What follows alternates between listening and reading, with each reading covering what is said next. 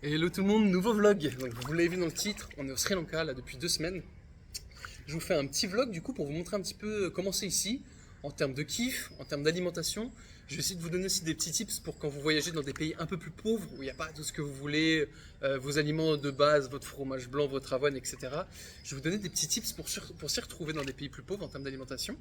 Et on va tester un petit gym. Là, à l'heure où je filme, je ne l'ai pas encore fait, j'y vais demain matin. Et je vais filmer ça, je pense que ça va être assez drôle. Donc voilà, bon kiff à vous, une bonne vidéo et c'est parti. Bon,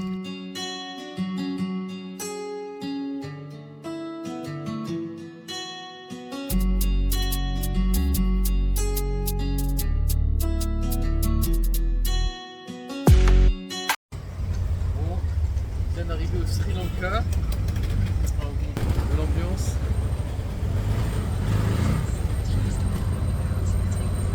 Colombo, la capitale du Sri Lanka. Alors tout de suite on est dans une atmosphère très spéciale, beaucoup de monde, beaucoup de bruit parce que ça klaxonne de partout, c'est pas très propre, il y a beaucoup de nuisances visuelles, sonores, etc. Et ça crée une expérience très spéciale, très différente de Bangkok, mais très différente aussi de ce qu'on pourrait retrouver dans une autre capitale d'Europe. Après le Sri Lanka, c'est spécial. Une île entre l'Inde, les Maldives, c'est quelque chose de totalement unique. Et donc du coup, on était très curieux à l'idée de découvrir ça, de nous faire notre propre avis, et puis de voir un peu tout ce qu'on peut y faire là-bas. Apparemment, c'est l'aventure, donc on kiffe ça, c'est parti.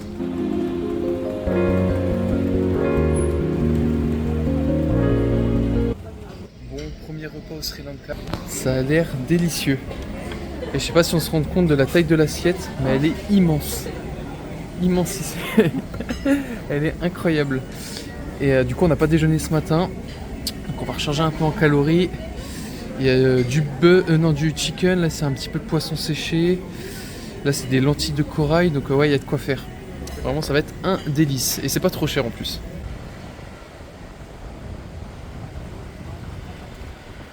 Bon, c'est quand même bien développé Colombo. Non, c'est plutôt cool. Tu te déplaces en tuk-tuk. La rue elle est pas trop crade en vrai. Et c'est pas non plus hyper bruyant, à part le fait qu'il klaxonne quand même beaucoup.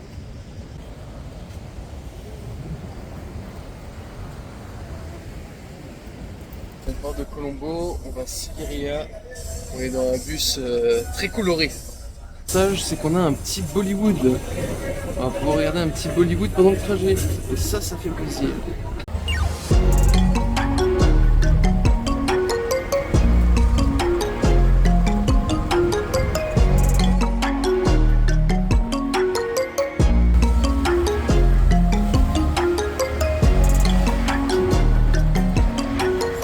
Bon, hop, bon let's go, il est 14h30, on n'a pas encore mangé, on commence à avoir bien faim, on a juste pris des petits chocolats vite fait. Là on va essayer de manger en speed pour aller voir le rock là, le plus connu du Sri Lanka.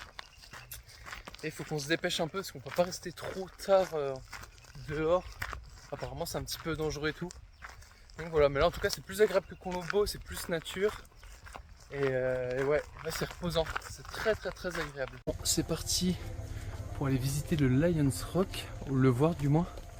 Hop, avec une cape de super-héros et entouré de nos meilleurs amis, les petits singes. Tac. Ouais.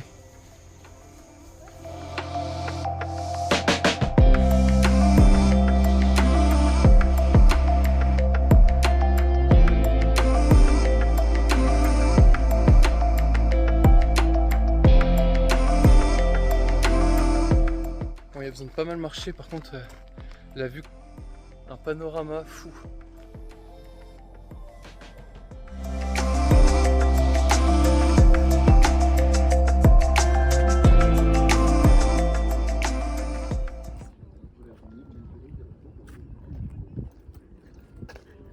Tu dois grimper dans des trucs comme ça.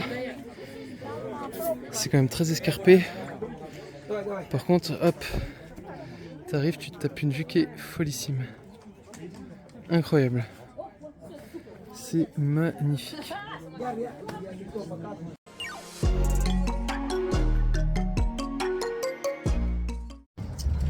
Bon, on part de Kandy. Cette fois, on prend pas de bus locaux, on a trouvé un tuk-tuk qui nous amène dans une factory de thé. Ici, le Sri Lanka, il produit... Quoi ? plantation de thé. Une plantation de thé. Ici, le Sri Lanka, ils sont connus pour ça, ils font du très bon thé, donc on va essayer d'en goûter et potentiellement d'en acheter aussi pour en ramener. Donc voilà, on vous filmera des belles images, je pense.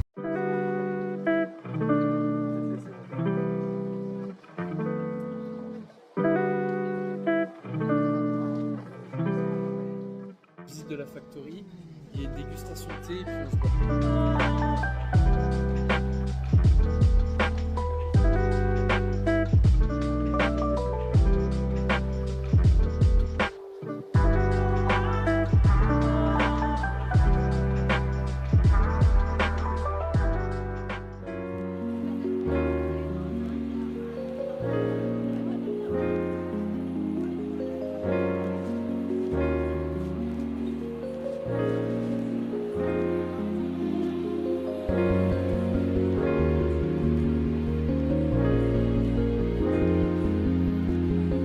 Bon, on est bien arrivé à Ella, c'est vraiment top, méga nature.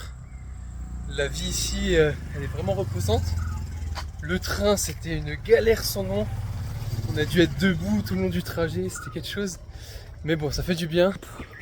On arrive dans un endroit magnifique, hyper nature. Donc voilà, il faut qu'on aille jusque là-bas. Ça a l'air un peu loin.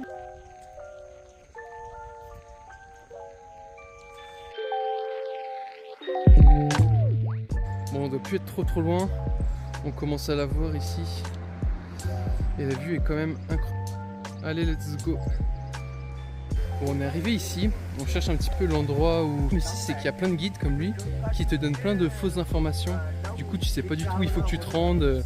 Bon, je sais pas pourquoi ils font ça. Ça leur fait pas dans des chemins. Mais si tu payes pas de guide, c'est pour que tu te perdes. Donc voilà, bienvenue au Sri Lanka. Tout est monnayable. Tout. Même une information, c'est pas gratuit. Au final, on s'est fait Sri Lankais visé par des Sri Lankais. Du coup, on abandonne l'idée de la waterfall, tant pis. Même si on était content de faire rechercher un pic. Le Ella Rocks. C'est un délire. Et là, c'est vraiment pas le pire. C'est un délire.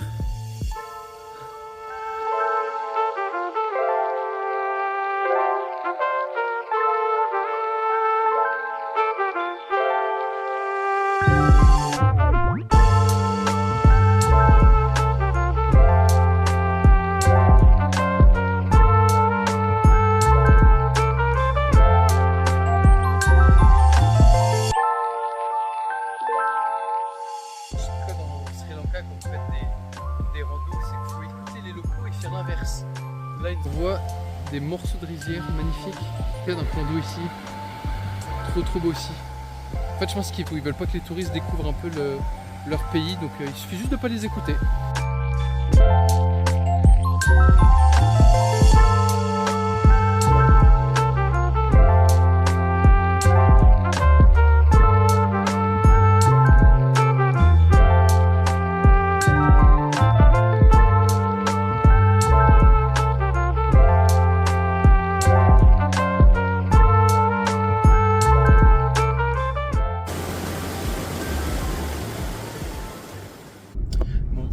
De Ella, on va faire un safari à Udawalawe.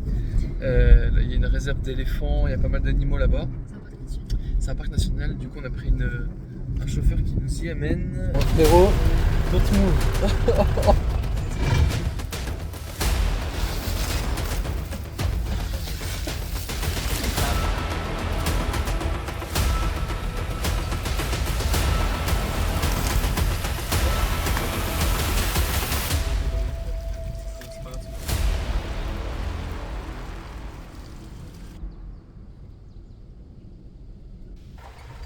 Bon, de retour du safari, sur la route du retour, je vous fais un petit point sur la nutrition. La nutrition au Sri Lanka, mais également la nutrition dans les pays un peu moins développés.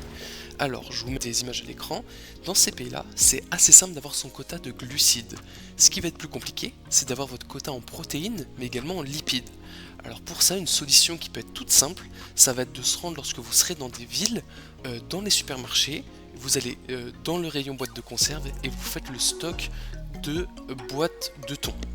Boîte de thon parce que ça ne se périme pas, c'est facilement utilisable n'importe où sur la route, il vous faudra juste une cuillère. Pour vos lipides, vous pouvez prendre des petits sachets d'oléagineux. pareil, facile à manger. L'idée c'est pendant les repas d'avoir le plus de protéines possible et vos apports en lipides et pouvoir se complémenter en dehors des repas avec cette astuce là pour avoir l'ensemble de vos apports. Une astuce quand vous allez dans un pays où t'as pas trop les macros, etc. Vous allez dans le plus grand supermarché que vous trouvez et vous allez dans le rayon surgelé, etc. Vous retrouvez à peu près les mêmes plats qu'eux ils vendent, sauf que là vous aurez tous les macros derrière et ça vous donne une idée sur les 5-6 gros aliments que vous consommez le plus sur l'île. Là je suis en train de regarder. Bon, ça c'est un truc qu'on a pas mal commandé au restaurant ici, le midi ou même des fois le soir. Ça s'appelle du kotou et c'est pas trop mal, tu vois. Pour une portion t'as 14 grammes de prot, tu te retrouves avec 80 grammes de carbs, un peu de fat, donc vraiment pas trop mal.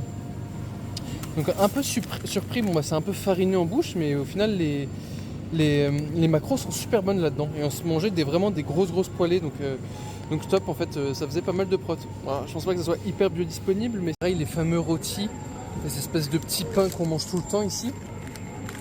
Et ben pareil, on n'est pas trop mal en macro, hein. 11 grammes de prot, on a 14 grammes de carbs alors qu'il n'y a que 2 grammes de sucre. Et pareil, 13 grammes de fat. Ouais, c'est pas trop mal. Donc au final, ouais, les aliments de base ici sont plutôt bons. Ça c'est bon signe, c'est top. Mais ouais, de toute façon on le sent dans la digestion, c'est des aliments qui sont pas hyper gras mais qui sont remplis de carbs. Bon, après avoir visité le nord, avoir passé un peu de temps à faire des randonnées, un safari, etc. Là ça fait 2 jours qu'on est arrivé plus dans le sud. On est arrivé côté sud-est. Donc plutôt cool, les plages, etc. Et là on part à Mirissa qui est censée être la plage un peu principale où il y a les surfeurs, etc. Si on a un peu de chance on pourra faire un peu de snorkeling et peut-être voir des tortues si tout se passe bien. Mais voilà, c'est un peu censé être le spot du Sri Lanka. On s'est levé à 5h50. On a été dans une plage qui était là-bas. Bon là le paysage il est incroyable. Et en fait l'idée c'était d'aller voir s'il n'y avait pas des tortues dès le matin. Mais en fait il y avait un peu trop de vagues et il y avait surtout plein de bateaux de pêcheurs. Du coup on n'a pas vu de tortues. Venu là sur la plage principale, on va peut-être se rebaigner un petit peu et à 8h on ira prendre le petit déjeuner, prendre des forces. Mais bon voilà, c'est quand même cool. Plutôt cool et puis il n'y a personne, ça c'est très plaisant.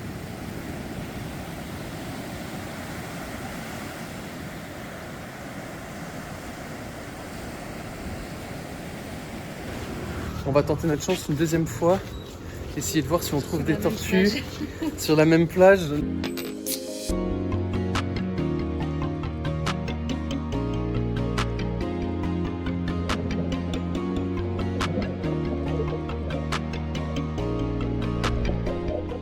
Bon, hello les gars, on est lundi matin en direction d'un petit gym sri-lankais. Donc j'ai pris un gym pas au pif parce que je voulais un gym un peu authentique, un gym où justement il y a des Sri Lankais qui s'entraînent, donc je ne l'ai pas pris dans les villes les plus touristiques. Là je l'ai pris à Galle, qui est une ville dans le sud, pas hyper loin de la capitale. Et voilà, par contre je l'ai pas trop regardé, j'ai essayé de pas me spoiler, donc on va aller là-bas et puis on va filmer un peu tout ça. J'ai pris une petite canette énergisante là qu'ils vendent ici, elles sont pas hyper fortes, il n'y a pas de taurine. Il y a 100 mg de caféine plus ou moins. Donc voilà, let's go. On va faire une bonne séance.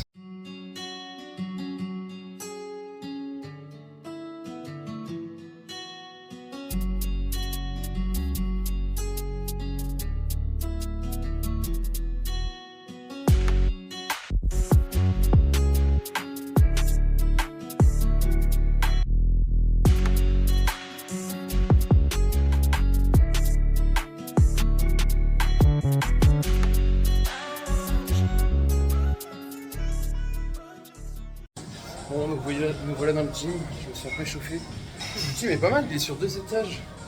Les machines, il y a beaucoup de vieilles gym 80. Ça rend vraiment sympa.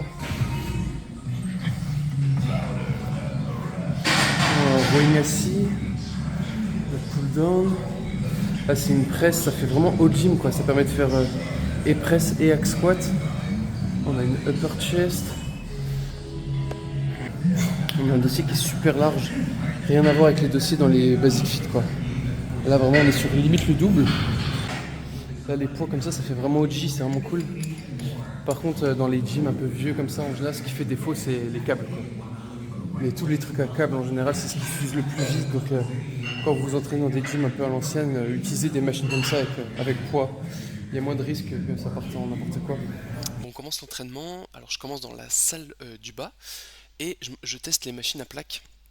Donc là, un rowing, j'ai cherché, il n'y a pas de marque sur leurs machines comme ça à poids libre. Je me demande si en fait elles n'ont pas été créées au Sri Lanka. Si c'est le cas, bravo, parce qu'elles sont plutôt bien faites. Bon, elles sont assez simples, hein, c'est des copies des Hammer, Technogym, etc. Euh, mais ça fonctionne bien. Après, il y a des défauts, hein, je considère pas que ce soit des machines professionnelles. Là, par exemple, sur la rowing, on a une fesse dans le vide lorsqu'on tire parce que la machine est beaucoup trop divergente. Je sais pas si ça se voit vu le cadrage, mais la machine est très très très divergente. Bien plus qu'une Technogym, bien plus que la Hammer. J'ai testé également la incline. Alors, pour l'anecdote, le patron de la salle m'a dit que c'était une incline qu'il avait achetée de chez Hammer Strange. Bon, bah, j'ai déjà testé la super incline de Hammer, rien à voir. Strictement rien à voir. Mais la rowing est plutôt cool. Je sentais bien les lattes, donc j'ai fait pas mal de sets dessus, je me suis bien amusé. Voici les anciennes machines de Gym 80. Donc là, on a un rowing avec une prise neutre et une tout droite, avec un angle, une trajectoire un peu circulaire, un pec day. Là, on a une chest press qui est assez intéressante celle-ci, j'ai hâte de la tester. Shoulder press, donc là, vous voyez l'ancien logo de Gym 80. Et là, on a pareil, je pense que c'est pour les abdos, avec une cam un peu arrondie. Donc à voir ce que ça donne. Là, on a un petit espace avec des haltères, leg extension. Et là, on a une machine que j'ai hâte de tester. C'est une presse du coup allongée, avec un support comme ça. Incroyable, vraiment old school comme pas possible. C'est vraiment top. Et là, pareil, de l'autre côté, on a des appareils pour abdos, etc. Donc la machine, c'est le Ruderno Rowing. Alors, deux petites choses qui font qu'elle est intéressante. La première, c'est que de base, tu as une pédale de débrayage. En gros, quand la machine est comme ça, tu appuies et hop, ça t'amène les poignets. Donc, tu as double poignet. Tu as pas mal de réglages ici, en profondeur et en hauteur. Malheureusement, là, sur celle-ci, la hauteur, elle est cassée. Donc, on ne peut pas forcément beaucoup la réduire, la régler. C'est un tirage avec une sangle en simple qui vient lever le poids ici. Donc, une machine toute simple, qui est ni convergente ni divergente. Un autre truc qui est bien sur cette machine là, c'est que les poignets sont assez larges, donc on est assez fort. Le point, c'est que bah, évidemment il manque un petit peu de poids, faudrait rajouter un gin pin pour rajouter des disques dessus. Mais plutôt cool, bien circulaire, on arrive avec quasiment les poignets au niveau de la hanche. Donc on sent super bien son dos, c'est très agréable, très smooth, on travaille très bien dessus. Bon, là, une chaise presse de chez Gym 80. Cette fois, on a un appui pour les jambes, ce qu'on n'a pas sur la rowing et ce qui manque un petit peu. On a la pédale de débrayage qui fonctionne. Le dossier, il est quand même assez large, donc on peut bien mettre nos épaules en sécurité. Donc elle est circulaire, mais elle n'est pas convergente. Ce qui est un peu dommage, mais je ne sais pas si ça existait à l'époque. Donc pareil, on a le stack de poids derrière, donc on va faire un petit test. Bon, j'ai commencé à la tester en prise neutre. Alors deux points. La première, c'est que bah, c'est vrai que quand une machine n'est pas convergente, c'est dur de bien contracter ses pectoraux. L'autre point que j'ai remarqué, c'est que je trouvais qu'on n'avait pas énormément d'amplitude sur cette machine-là, ce qui est un petit peu dommage. Mais pareil, ça coulisse bien pour une machine qui est très ancienne, pas incroyable. Seule chose qui est bien et qu'on a perdu sur les nouvelles machines, c'est les pédales de débrayage. C'est dommage qu'on les perd sur les machines récentes. Le siège, il y a une sorte de ressort en dessous. En fait, on perd un petit peu de stabilité, je trouve. Sinon, la tension, elle est pas mal. La tension, elle est bonne. Ils auraient pu mettre une petite cam un peu incurvée, là, un peu dans ce style-là, pour qu'on ait une tension encore plus intéressante. Mais là, elle est régulière sur le mouvement. Ouais, rien à dire. Ça manque un peu de convergence, mais fluide. Pédale de débrayage, ça fonctionne bien. Le seul problème, c'est qu'on peut pas mettre les pieds en bas, sinon on se tape le rebord. Donc on est obligé de mettre ses pieds en haut. On est un petit peu moins fort pour pousser, mais bon. C'est comme ça fait une bonne machine, je pense, pour l'époque. Ça devait être révolutionnaire. Bon, apparemment, ils ne connaissent pas les travaux de Delavier. Et ils ont leur propre artiste ici.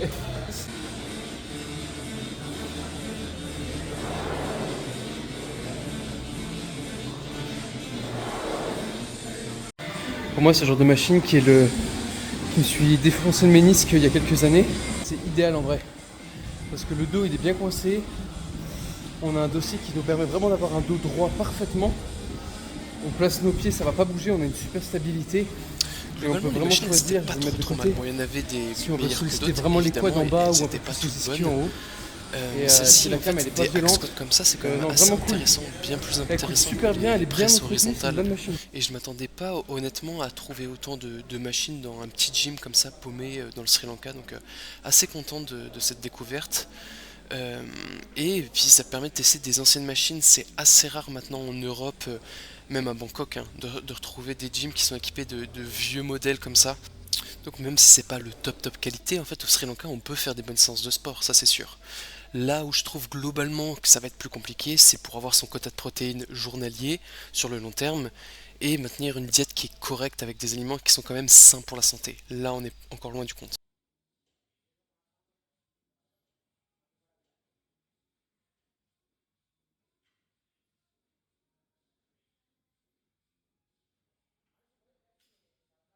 Bon, elle bosse bien, mais elle est un peu violente, punaise. Tu sens que ça te tire les biceps dans la partie d'étirement. La cam elle devrait être un peu plus grande pour qu'il y ait un peu plus de mou au début et que ça tire bien au milieu, parce que là ça tire vraiment à la fin du mouvement. Bon, entraînement fini. J'ai pas pu tout filmer parce qu'à la fin il y a beaucoup de monde qui sont arrivés. Le gym il était vraiment plein, craqué et puis les gens je voyais que ça les dérangeait que je sorte le trépied, etc. Donc j'ai pas tout filmé. J'ai discuté aussi un petit peu avec le propriétaire du gym. Sympa, alors il m'a expliqué pourquoi il avait choisi la marque Gym 80. Il me dit qu'à l'époque où il a créé le gym, mais en fait c'était une des seules marques qui était disponible sur le marché. Il dit maintenant les Coréens ils importent quelques machines, ils exportent plutôt quelques machines au Sri Lanka. Mais avant bah, il dit on avait que les allemandes. Et il disait ouais elles étaient plutôt bien, mais il dit j'ai pas eu beaucoup de choix parce qu'en fait c'était les seules que je pouvais avoir. Et la plupart ouais ils les achetaient il y a plus de 25 ans. Donc pour vous dire, je pense que c'était des machines qui existaient déjà avant, que des gyms allemands ou ailleurs ont laissé, et que eux ils ont récupéré, ils ont un petit peu rénové, un peu bricolé.